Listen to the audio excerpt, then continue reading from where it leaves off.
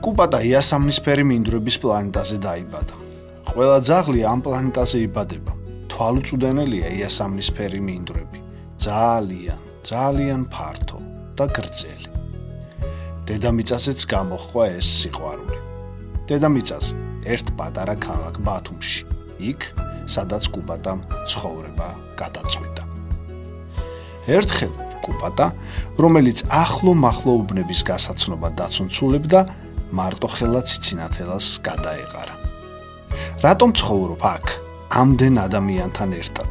ადამიანები საშიშები არიან, კითხა ციცინათელამ. მე მიყვარს ადამიანები, მაშინაც კი, როცა მათი მეშინია, გაიღიმა კუპატამ.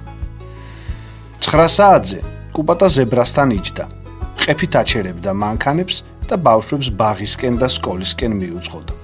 ყველა ბედნიერი იყო. ალბათ ეს არის დედამიწაზე ჩემი გამოგზავნის მთავარი მიზეზი. სწორედ საჩემო სამსახური ვიპოვე როგორც იქნა. ბავშვებთან თამაში, ქუჩაში სეირნობა და მზის ჩასვლის ცქერა, ფიქრობდა კუპატა. ახლა უკვე ბედნიერი ვარ, ძალიან ბედნიერი. და მაინც ყველა ჩვეულებრივი ძაღლი არაჩვეულებრივია. ყველა არაჩვეულებრივი ძაღლი ჩვეულებრივია.